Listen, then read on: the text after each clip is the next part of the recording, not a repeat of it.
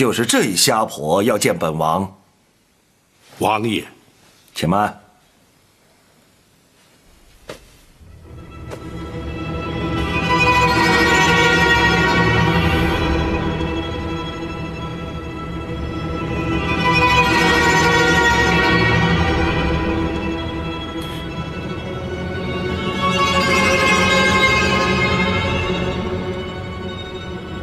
八贤王，你真的不认得我了？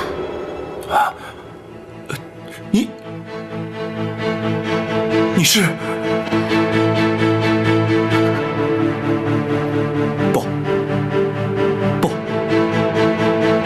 不可能的！王爷可是认得他？他与本王多年前所识之人颇为神似，只是万万不可能。他早已辞世多年了。八贤王，怎知不是昔日故人当面？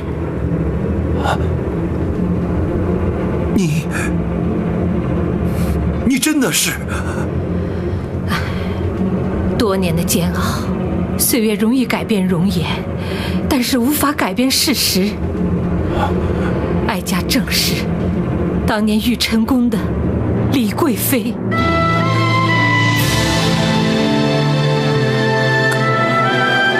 可是当年你不是被先皇赐死了吗？奉旨自缢的是冷宫小太监于忠。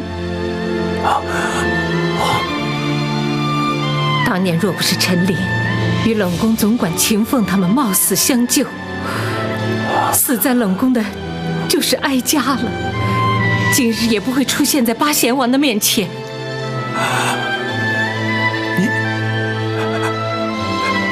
你果真就是皇嫂？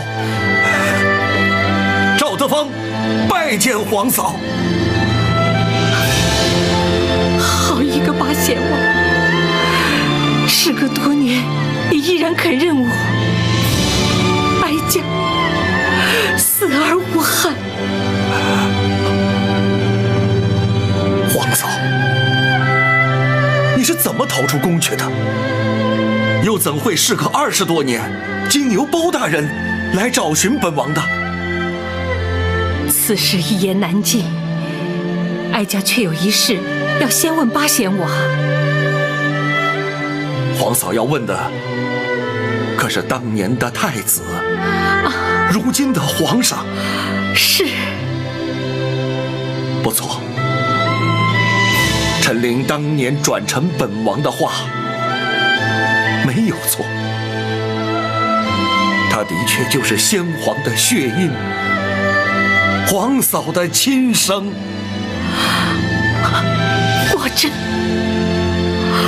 果真如此，苍天庇佑。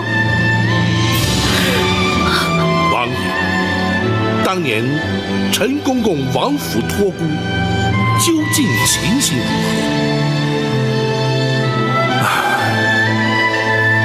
那是本王一生所经历过最大的震撼，至今久久不能忘怀。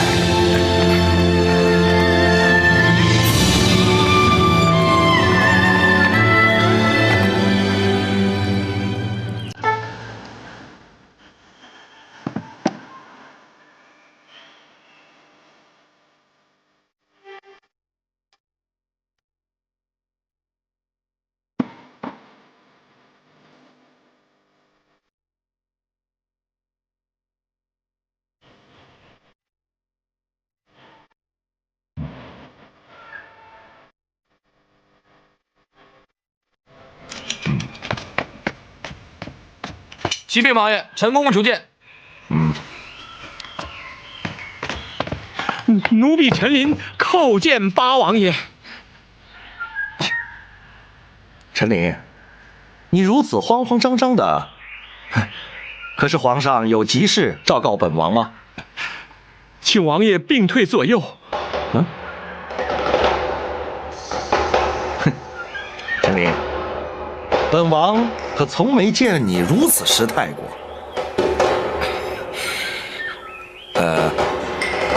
你们都退下。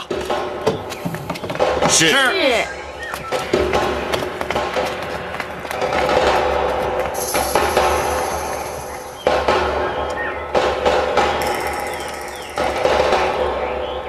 行了，现在可以说了吧？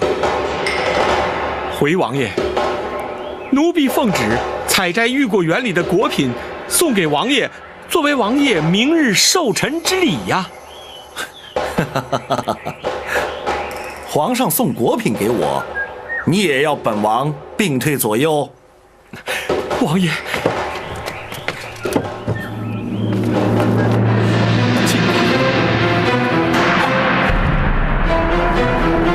陈琳，这是干什么？这是谁家刚出生的婴儿？王爷，这就是李娘娘方才所生，皇上的嫡亲血脉。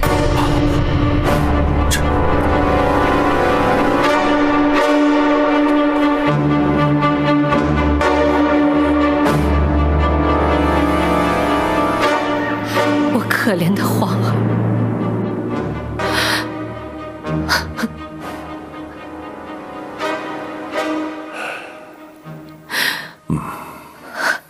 当本王问明了原委之后，本想当即进宫面圣，揭发此一骇人听闻的阴谋。然而，王爷为何未去面见先皇啊？宫闱争斗，自古皆然。除非那刘贵妃与郭槐自成罪状，否则，只是一面之词，如何取信于皇上？当时人证物证俱全，若是及时追查，想必郭槐与产婆尤氏无法脱罪。即便如此，至多也只是那郭槐和尤氏抵罪，未必就能定得了那刘贵妃之罪。如此一来，太子在宫中犹如置身险境，随时可能遭人暗害，这岂不是自投罗网吗？八仙王说的没错，倘若阴谋揭发，只怕皇儿早已被害，而不会成为当今的皇上了。只是如此一来，让皇嫂受尽委屈，险些丢掉了性命。本王在此向皇嫂请罪。不，若非八仙王谨慎睿智，奸人早已得逞，哀家感激还来不及呢。不，这也算是皇天庇佑。当年本王王妃稍早也曾有孕，不幸腹中夭折，于是将太子假称为本王亲子，得以在府中抚养。在7岁那年，被选为太子，就送进宫中去了。应一会，自有天定。谁也料不到，历经周折之后，太子终究还是太子啊。太子7岁那年，头一天进宫，就误闯了冷宫。哀家虽不知他就是皇儿，却与他一箭投缘。那也是哀家此生亲眼见到他的唯一的一次啊。本王也明白皇嫂思子之苦，所以召陈琳前来，要陈琳前去探望皇嫂。啊，他们见了面。不错。李贵妃一直以为太子已死，因此将思子之情转到他的身上去了。母子天性，真是母子天性啊！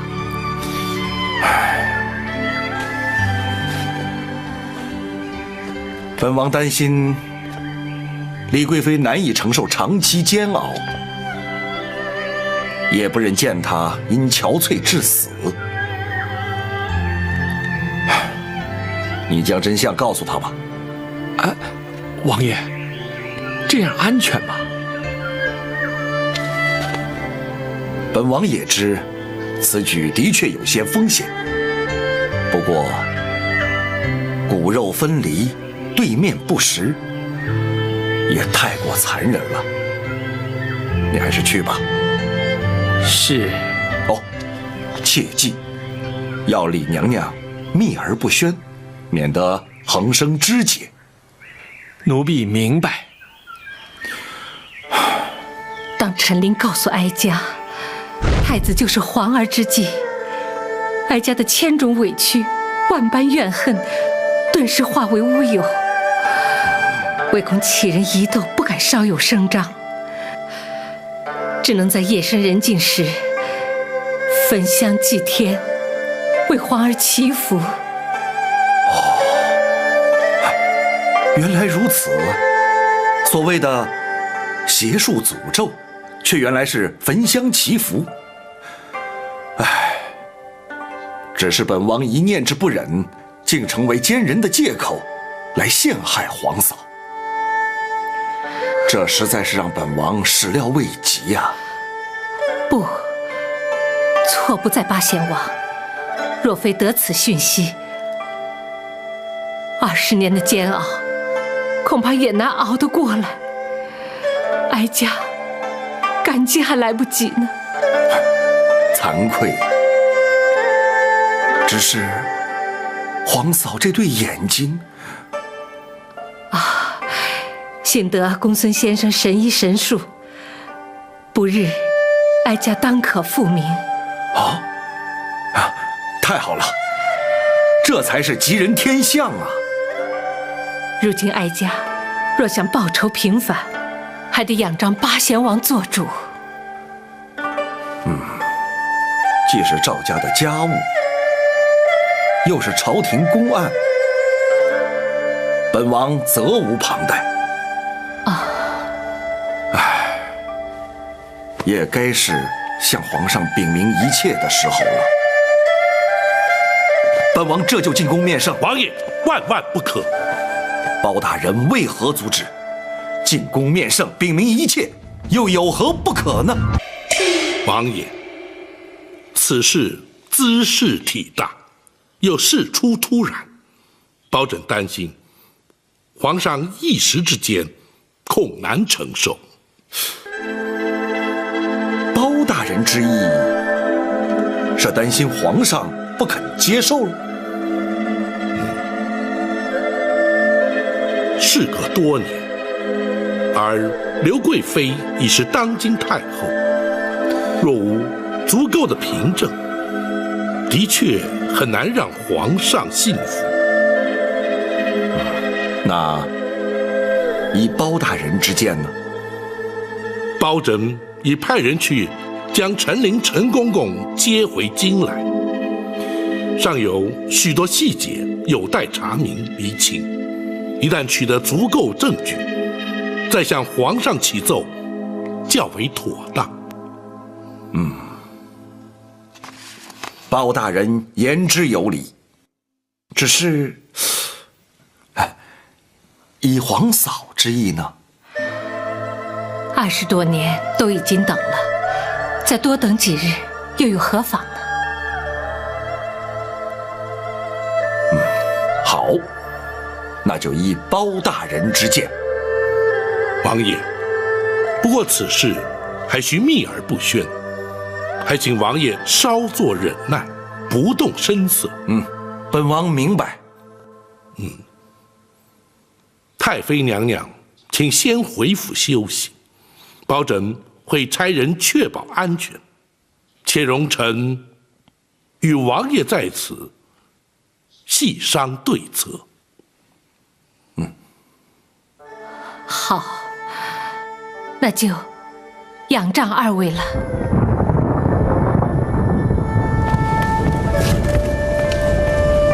夫人请。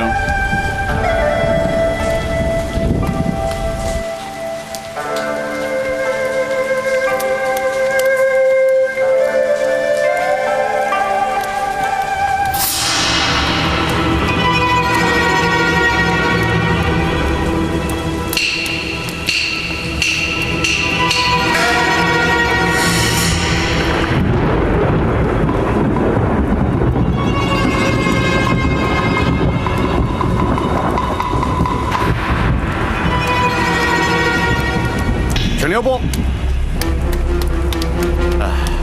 两位大人打扰了。这位公公有何指教？这位老夫人，咱家看着有点眼熟，不知是哪座府邸的亲眷呢？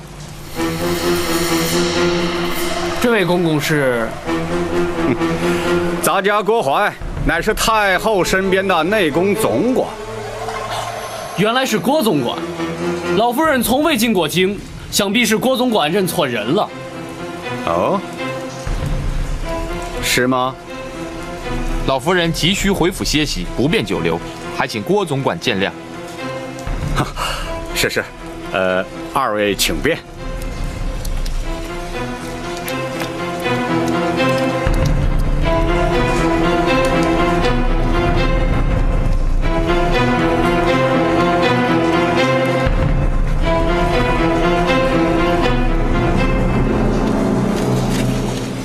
他们是哪座府邸的人？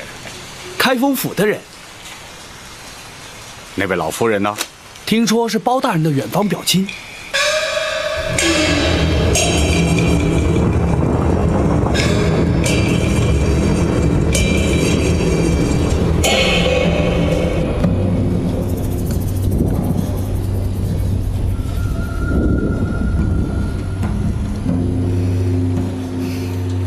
这就是安神路。是，八王爷亲自交给奴婢的，说是只要用上个3、5滴，就好让娘娘安睡到天明。真会有如此奇效吗？奴婢早上已经派人试了2滴，刚刚才醒过来的。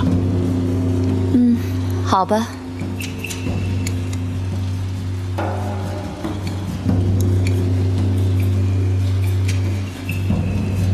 请。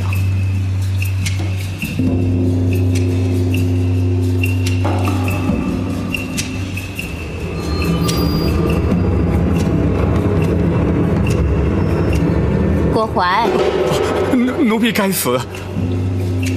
什么事情让你这样心不在焉的？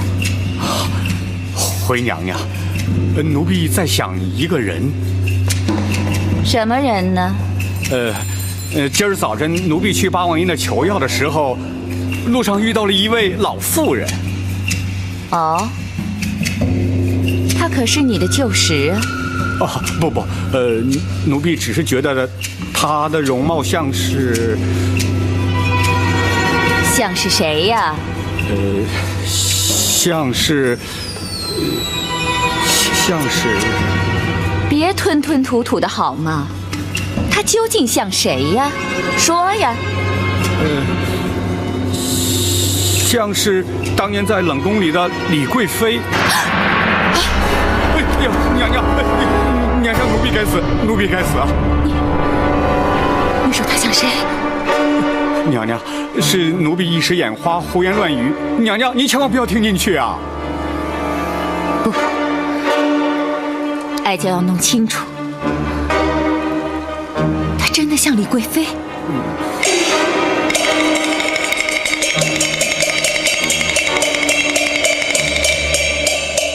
是。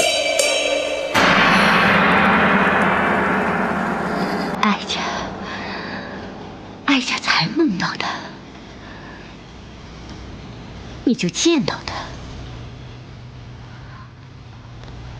莫非他真的是回来找我了？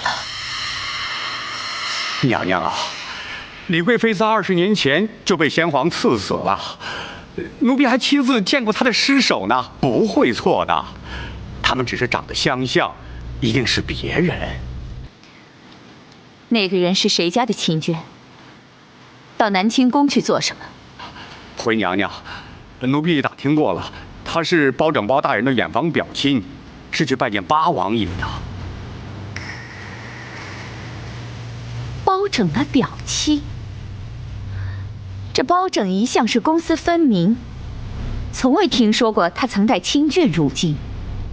即便如此，又怎会前往南清宫去拜见八贤王呢？这奴婢就不大清楚了。那就去查清楚，不但要查清楚那人的来历，也要查清楚包拯最近的行止。大事小事都要查得一清二楚的，知道？是，奴婢遵旨。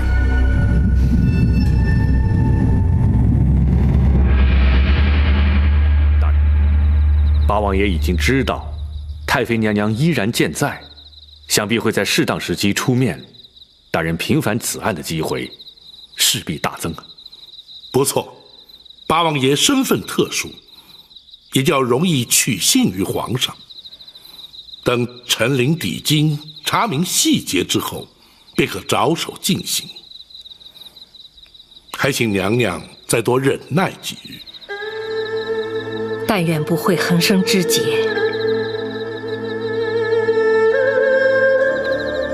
娘娘，此事一直秘而不宣，学生相信不会出现什么意外的。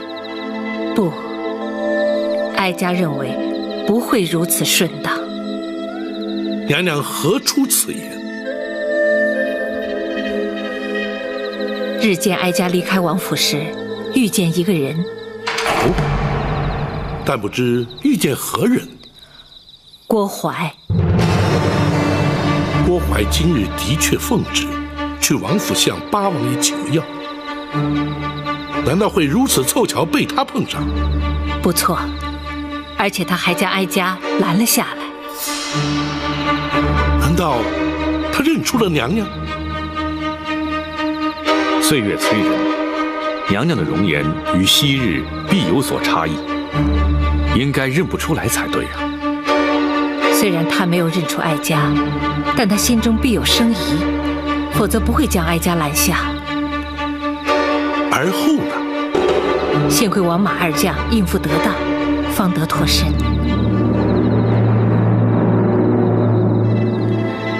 大人，虽然郭槐可能起疑，却未必会有所行动，眼前应不致被察觉。话虽如此，却不能不防。娘娘请宽心，包拯会尽量设法让娘娘不与生人接触，然后静观其变。哀家明白。如今指望陈琳能尽快回京，以免另生波折。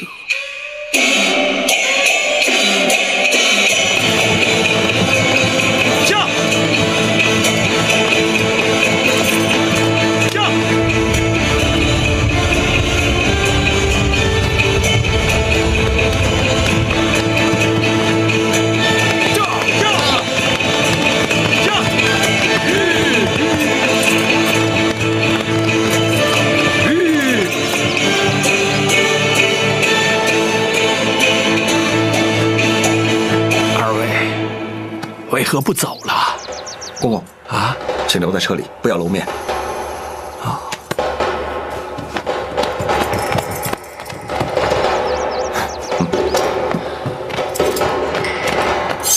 你们是什么人？可是冲着我们来的？两位可是包大人座前张龙赵虎？请问五位是哪路英雄？有何见教？现空岛吴蜀奉包大人之命，前来接引二位同返京城。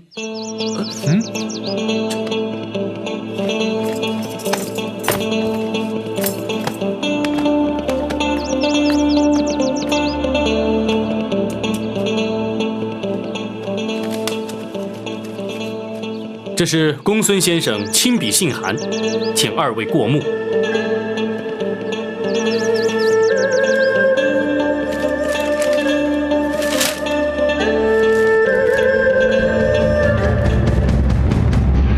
是包拯从陈州带回来的。是，包大人陈州督政回京，途经草州桥，在天齐庙放告后，就多出了这位老夫人，说是他失散多年的远房表亲。就算如此，包拯又为何将他带回开封，而且住下不走？怎不将他送往泸州老家呢？这位老夫人现在是双目失明，正在府衙里接受公孙策的治疗。哦，包大人回京后，陆续有江湖人士进府，后又相继离开。包拯审理刑案，难免有涉及江湖草莽之事，这倒也不足为怪。奴婢还打听到，包大人的座前4大侍卫中，张龙、赵虎已离京多日，不知去向何方。包拯属下出京办案也是常有之事，还有什么？这其他就没什么了。对了，听宫内掌管宦籍的太监说，包大人曾经去打听过陈琳的下落。陈琳？他打听陈琳做什么？回娘娘，那陈琳自告老归隐之后，就一直再没有消息了。包大人和陈琳素来交好，想必是想去看望她一下。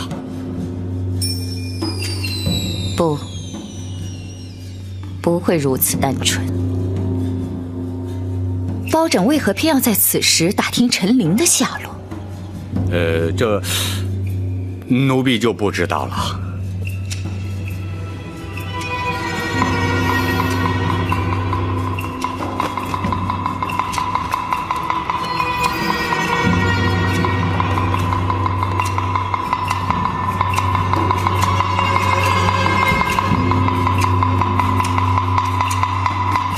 国怀，奴婢在。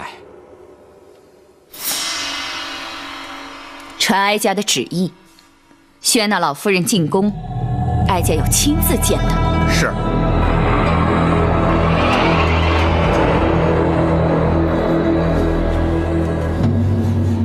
哦，太后要宣老夫人进宫，正是。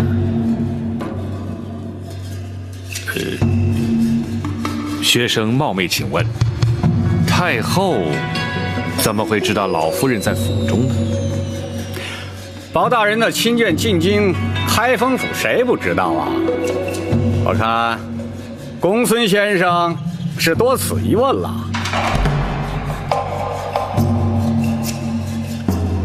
老夫人乃是乡野村妇，不识宫中礼仪，恐有冒犯失礼之处，还请郭总管回禀太后，收回成命，免宣入宫。包大人这话可就不对了。太后娘娘宣召是何等的荣宠啊！再说这一旨以下，咱家可不敢顶回去啊。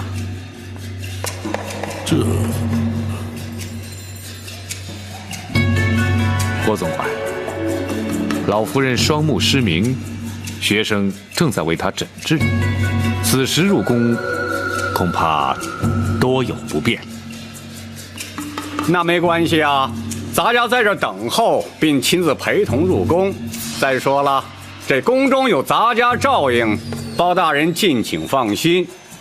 这话说到此，包大人若是还不答应的话，那可就是对太后娘娘的最大不敬了。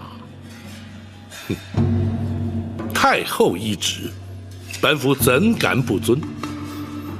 烦请郭总管稍后，本府前去禀告老夫人，并略述宫中礼仪之后，再随郭总管进宫。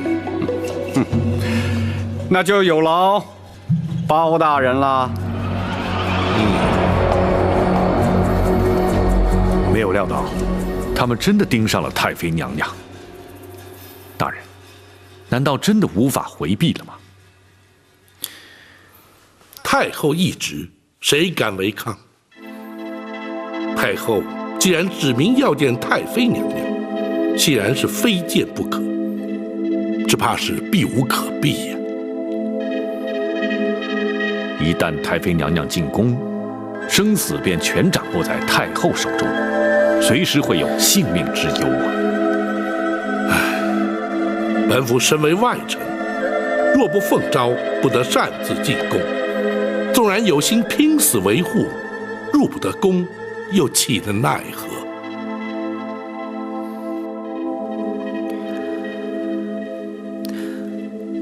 大人进不了后宫，展昭却可以。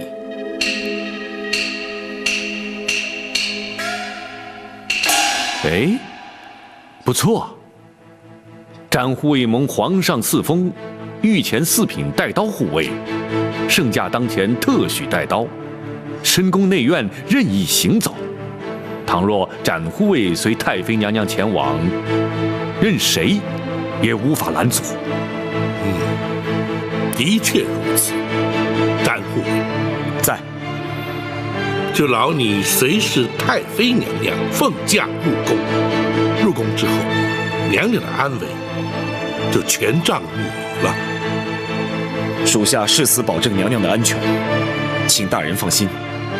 好，如今还得劝得娘娘安心前往，谨慎应对，否则后果仍难逆料。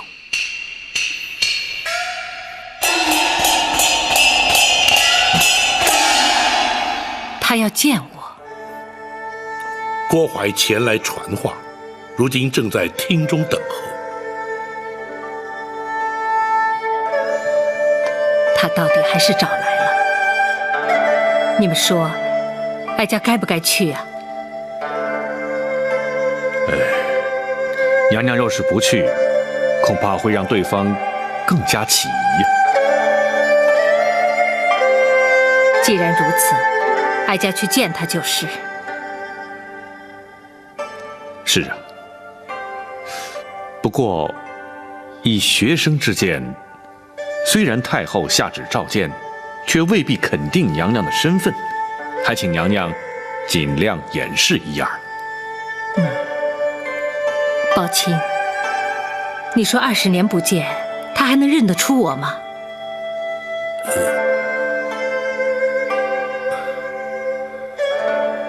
臣不敢断言。哀家明白，这20年来，哀家一直生活在市井之中。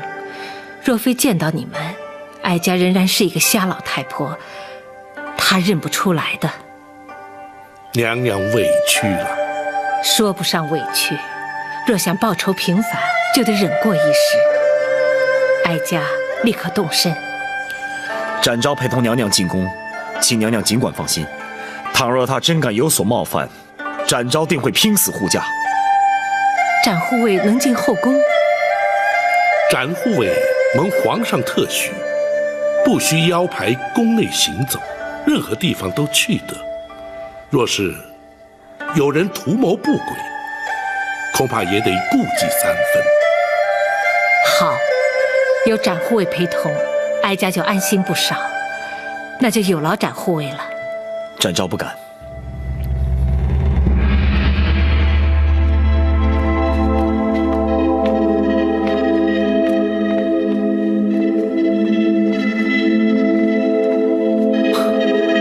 太后存心摆弄威风，却不知老夫人目不能视，全无作用。就由他摆弄吧，不值得计较。待会儿见面时，少不得依礼参拜。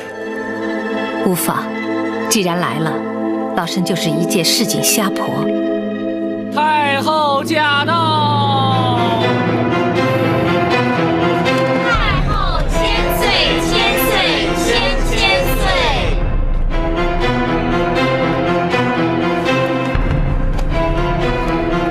御前4品带刀护卫展昭，携包大人亲眷赵氏，叩见太后娘娘千岁。2位平身。谢娘娘。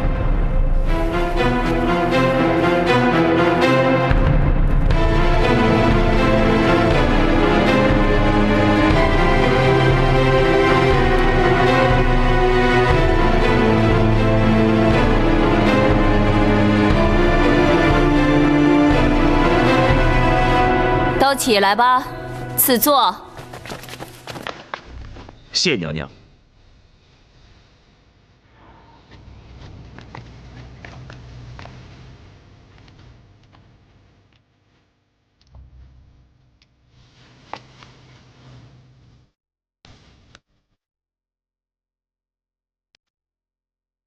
听郭总管说，展护卫执意要陪老夫人一同进宫，是吗？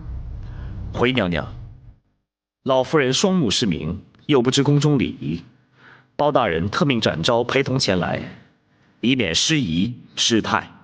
哼，包大人也顾虑太多了。哀家既然宣召老夫人来，自然不会介意是否失态失仪。谢太后。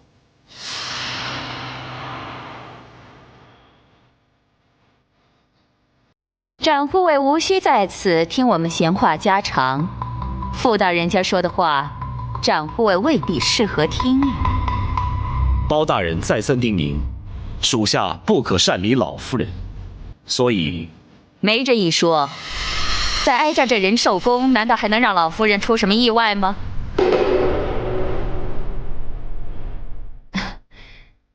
要不这样吧，只要老夫人稍有差池，展护卫尽管找哀家负责，如何呀？展昭不敢。哀家不但要展护卫离开，这里除了郭总管留下伺候之外，一个也不留，全都退下。是。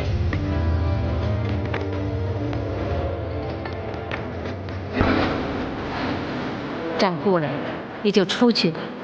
既然太后娘娘不担心我老婆子失礼，你留在这儿也没什么意思，不如到外头轻松自在一些。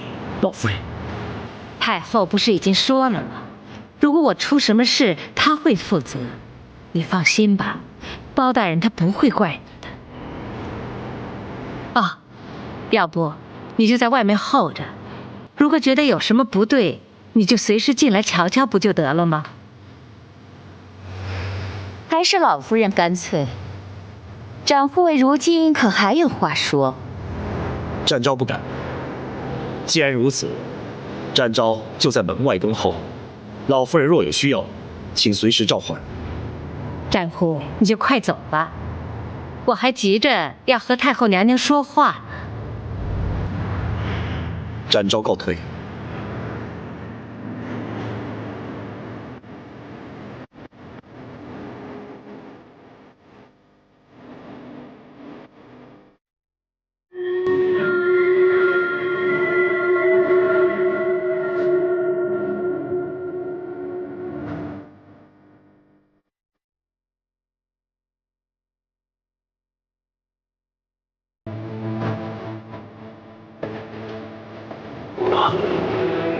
太后将老夫人宣进宫去了。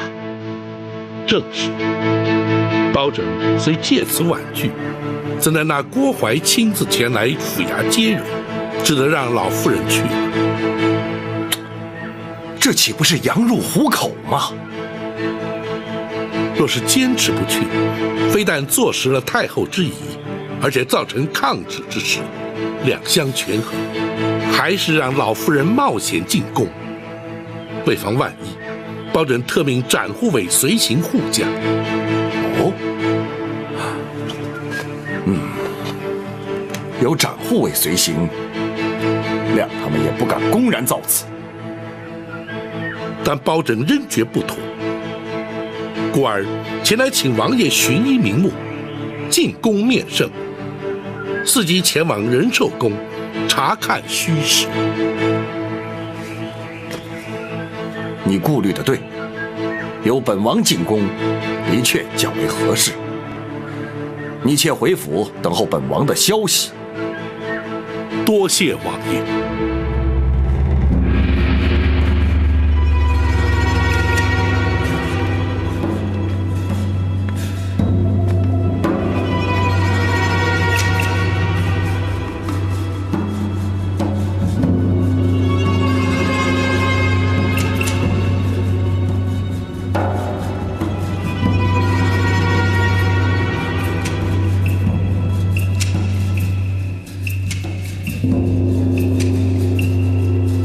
老夫人本姓赵，是。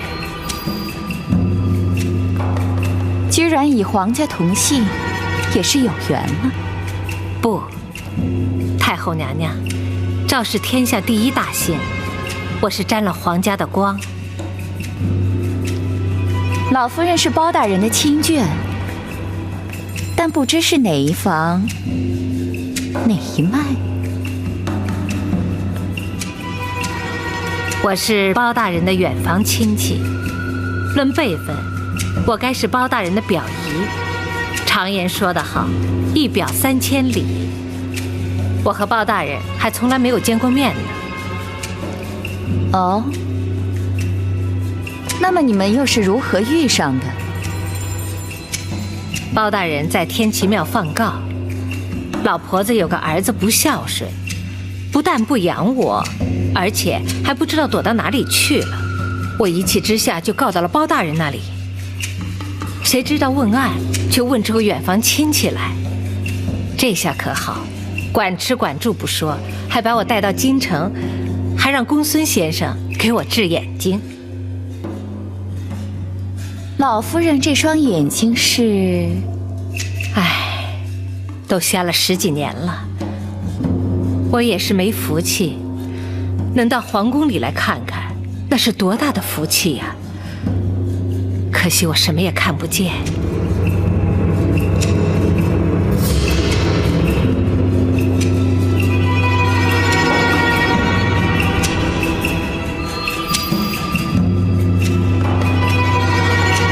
谁？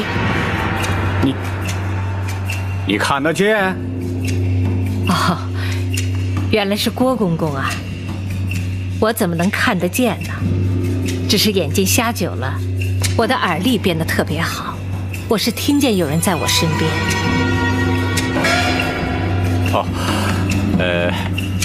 咱家是给老夫人递茶的。我哪能担当得起呢？听说郭公公是后宫的总管，那可是个大官，我老婆子怎么担得起让郭公公为我倒茶呢？罪过，真是罪过呀！老夫人是太后的贵客，咱家是太后娘娘身边的奴才，服侍老夫人是咱家该做的。那我是沾了太后娘娘的光了。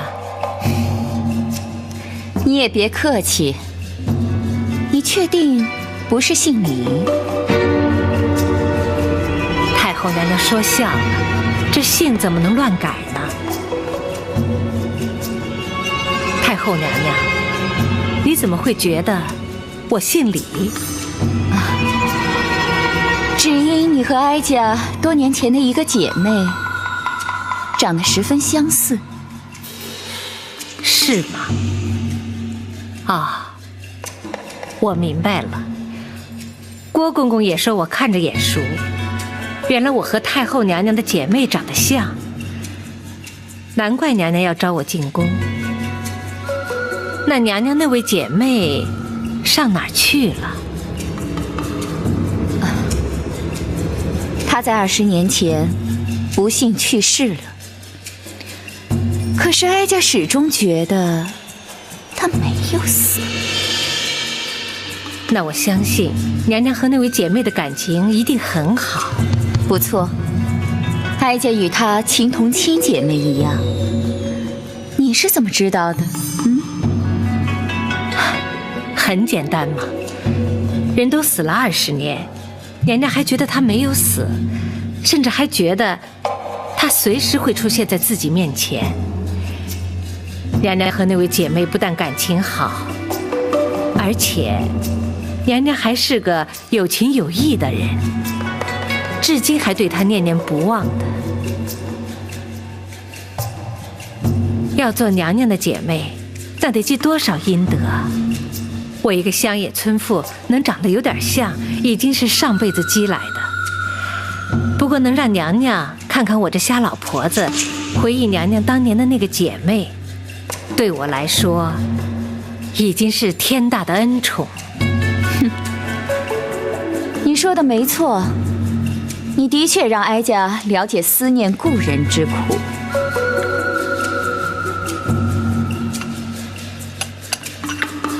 谢谢。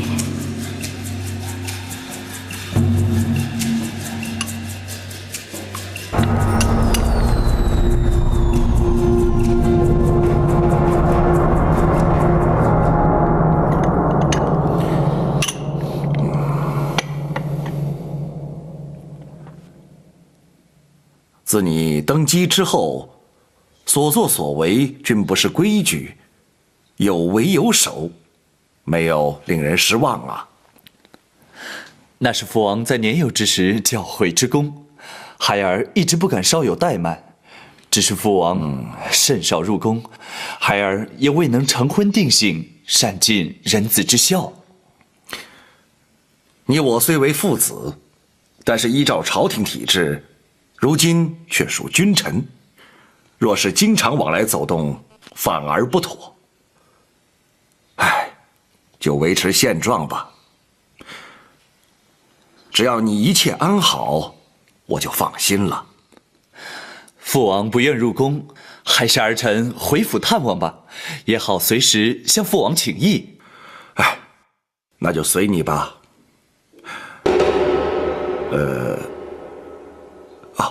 不知太后情形如何？郭槐来府中求药，以治失眠之症。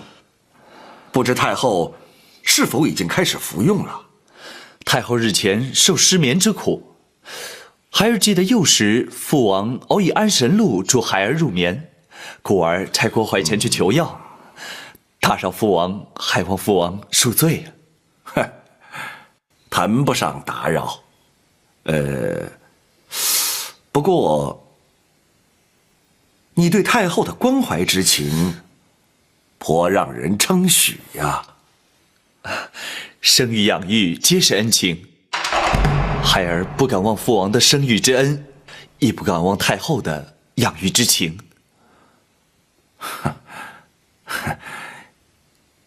你有此想法，也算难得。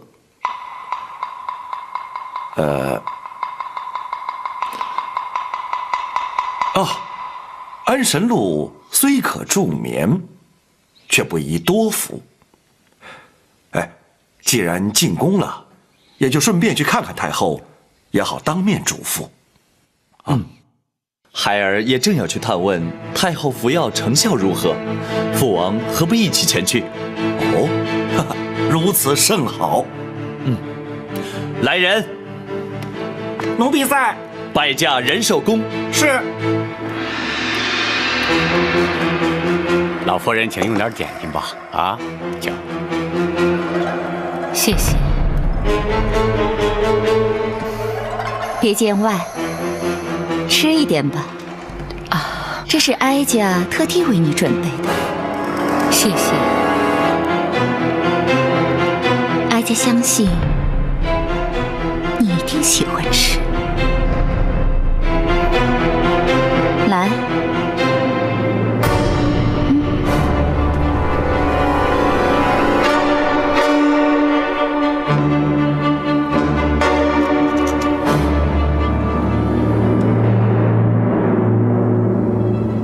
这叫心怀蜜，用杏仁、槐花和蜂蜜调制而成，是当年哀家那位好姐妹自创的甜点。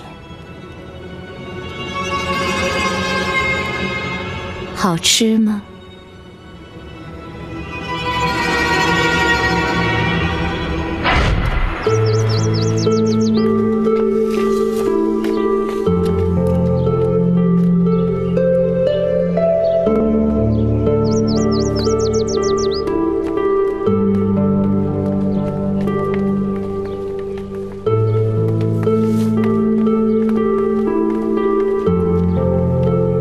妹妹啊，姐姐，来，我们去吃点心去。哎，来，来坐。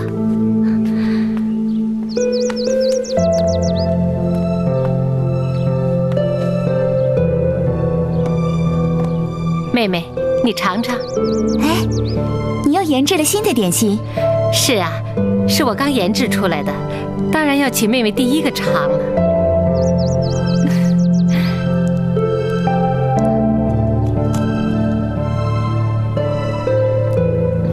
好吃吗？有淡淡的花香，有点苦涩，不过饼心却是甜的，真的很好吃。你是怎么做的？这是5月初开的槐花，带皮的杏仁儿，再加上椴花的蜂蜜，用栗子面揉合以后再烤出来的。这么好吃的点心，有名字吗？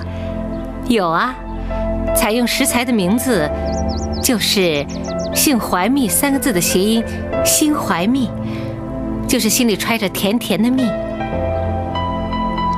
心怀蜜，姐姐是不是要献给皇上的？不，这只是做给我们姐妹俩吃的。为什么？因为这是我们姐妹共同的写照。我们刚进宫的时候，就像初开的槐花，洁白美丽；而在宫中的日子，就像杏仁一般苦涩。不过，只要我们安心地待在宫里，总有一天会得到皇上的宠幸。往后的日子啊，就会像蜜一样甜。姐姐，姐姐只教给你做法，也只做给你一个人吃。记住，这可是我们姐妹之间永远的秘密。从此以后，哀家学会了做这酥饼。20年前，当哀家那位姐妹过世之后，哀家才下旨宫中御厨学着做。可是这心怀蜜只给哀家一个人吃，甚至连皇上都没有尝过。因为哀家曾经答应过他，这是我们俩之间永远的秘密。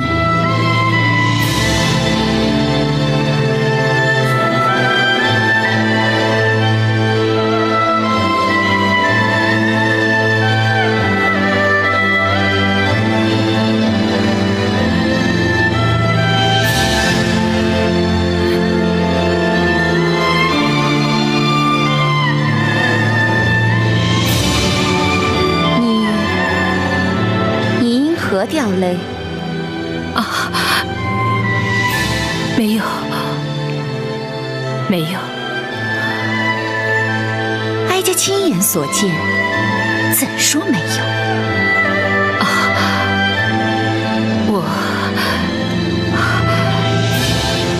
太后娘娘对20年前的姐妹还如此的怀念，真是令人感动。老婆子天生就爱哭，就连听人说书都会哭得稀里哗啦的，让娘娘见笑了。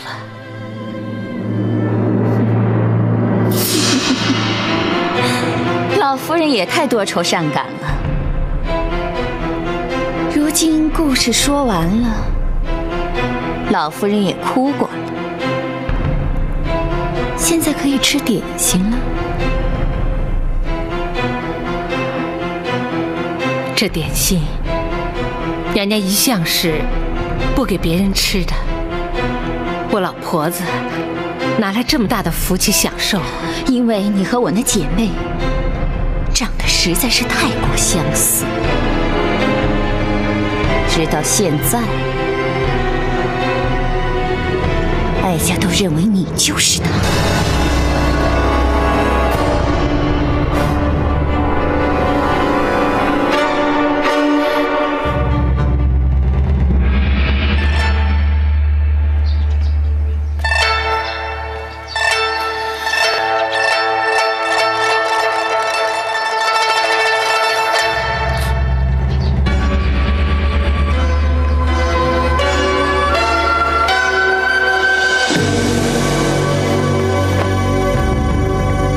展昭叩见皇上，八王爷。展护卫平身，谢皇上。展护卫为何会在仁寿宫外？展昭陪同包大人亲眷赵氏，奉太后懿旨进宫。哦，太后宣老夫人进宫，展护卫为何不在一旁陪伴？太后与老夫人闲话家常，命展昭在宫外候命。那就随朕一起进去吧。谢皇上。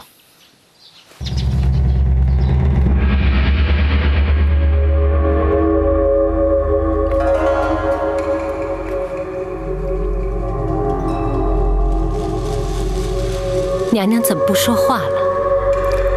哀家想仔细的看看你。我一个瞎老太婆有什么好看的？娘娘就别再取笑我了。哀家要仔仔细细的看清楚，你究竟是姓赵，还是姓李？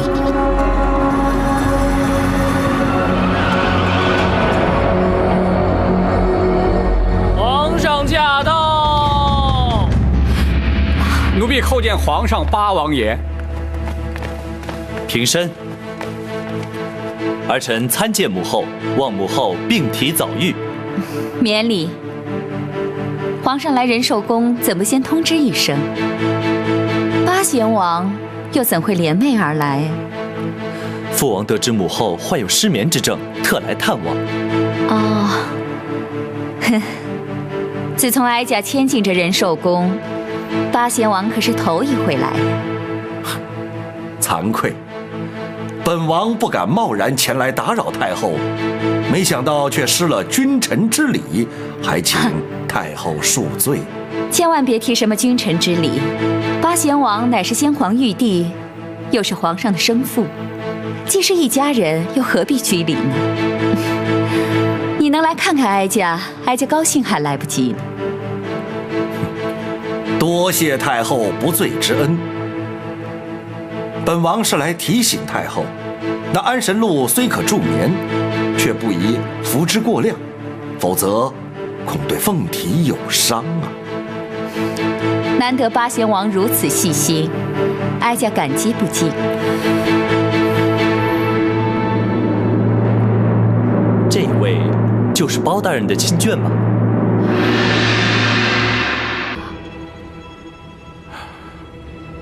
老夫人，圣驾当面，不可失了礼数啊！天下百姓乃是皇上的子民，我老婆子理当大礼参拜。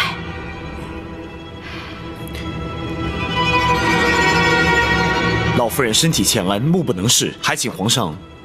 战护卫，该跪就跪，该拜就拜，我又怎么能够例外呢？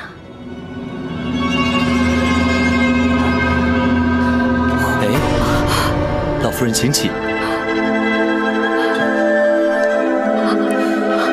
老夫人是包大人亲眷，又是母后宣召入宫的贵客，这些繁文缛节就免了吧。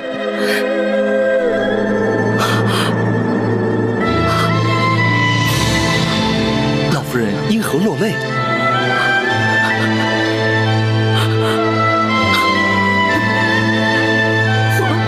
皇上，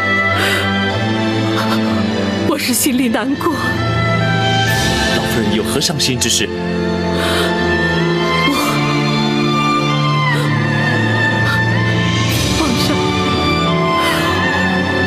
我听说皇上不是太后娘娘亲生的，可是却对太后娘娘小心丝毫不减。可怜我老太婆，明明有一个亲生儿子，她却不肯认我，丢下我一个人孤苦伶仃的夏老太婆。皇上，我怎么能不伤心，不难过？竟有此事？难道包大人对此事就不闻不问吗？回皇上，包大人正在着手追查，一旦查明，自会还老夫人一个公道。如此不孝之人，休说朕不放过他，便是天地之间也难容他。战护卫，转告包大人，务必尽快查办此事，以安老夫人之心。展昭遵旨。皇上，老夫人进宫已久，未免包大人挂心，臣敢代老夫人请辞出宫回府。哀家许久没见外人了，老夫人难得进宫，就留宿一晚。明日一早，哀家再派人送老夫人回府。哀家坚持，展护卫可以先回去禀明包大人。惠娘娘，展昭奉包大人之命随侍老夫人，不得擅离。既然太后留下老夫人，展昭也留下陪同老夫人，请太后恩准。展护卫留下照顾老夫人也好，以免包拯担心。谢皇上。